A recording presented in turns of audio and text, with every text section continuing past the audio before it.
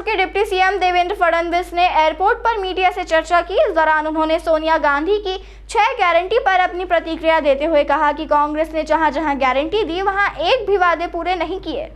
इंदौर पहुंचे महाराष्ट्र के deputy CM Devendra Fadnavis ने मीडिया से चर्चा में कहा कि प्रधानमंत्री नरेंद्र मोदी ने पिछले 9 वर्षों में लोगों के जीवन में बदलाव किया। ममता दीदी यूपी में प्रणाम नहीं कर सकती, राहुल गांधी बंगाल में नहीं कर सकते।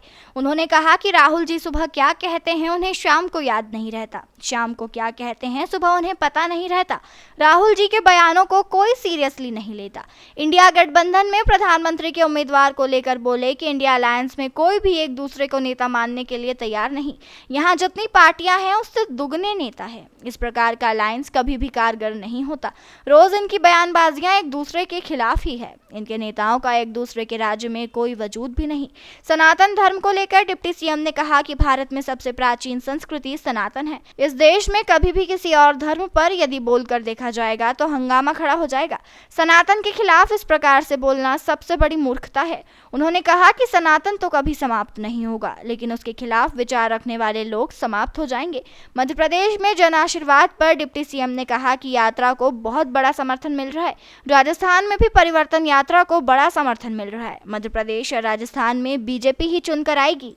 देखिए, मैं केवल कांग्रेस के नेताओं से इतना ही पूछना चाहता हूँ, जिस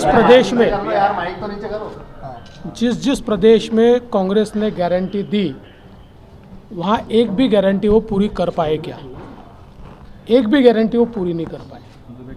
ये तो केवल झूठ बोलते, चुनावी वादे करते, वोट लेने की राजनीति करते, लेकिन बाद में वादे भूल जाते हैं।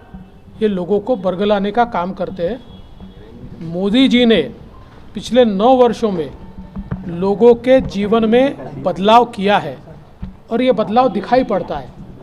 देश आगे बढ़ रहा है, ये लोग देख रहे हैं और भारत की जनता ये मोदी जी के साथ में है। इंडिया गठबंधन में सीएम को लेकर तरह तरह के नाम आ रहे हैं। शिवसेना भी कह रही है उद्धव ठाकरे जी उम्मीदवार। देखिए, जो इंडिया अलायंस है इसमें कोई भी एक दूसरे को नेता मानने को तैयार नहीं है।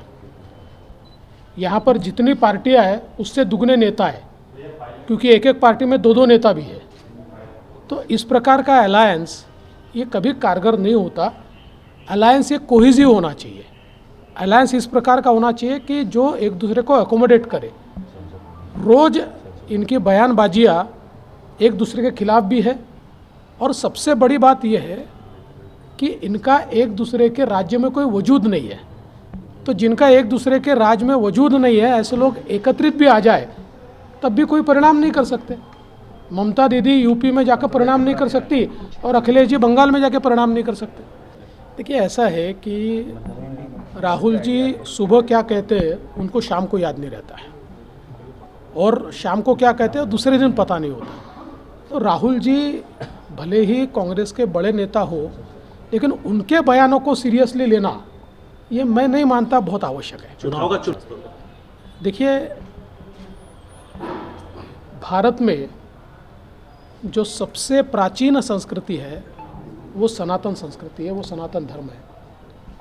और मुझे कभी कभी आश्चर्य होता है, इस देश के अंदर किसी ने भी किसी के धर्म पर नहीं बोलना चाहिए, लेकिन आप किसी और धर्म पर बोलकर देख लीजिए, इस्लाम पर बोलकर देख लीजिए, क्रिश्चियनिटी पर बोलकर देख लीजिए, तो हंगामा खड़ा हो जाएगा। लेकिन सनातन के खिलाफ इस प्रकार से बोलना और अपने आप को सेक्युलर कहना, मैं ऐसा मानता हूँ इससे बड़ी मूर्खता कोई नहीं है। लोग इनको अपनी जगह दिखाएंगे और सनातन के खिलाफ, सनातन तो कभी समाप्त नहीं होगा, लेकिन सनातन के खिलाफ जो विचार रखते हैं उनके विचार समाप्त हो जाएंगे। देखिए, बहुत अच्छा असर है मध्य प्रदेश की जन आशीर्वाद यात्रा को। आप सभी लोग देख रहे हैं कि लोगों का बहुत बड़ा समर्थन मिल रहा है।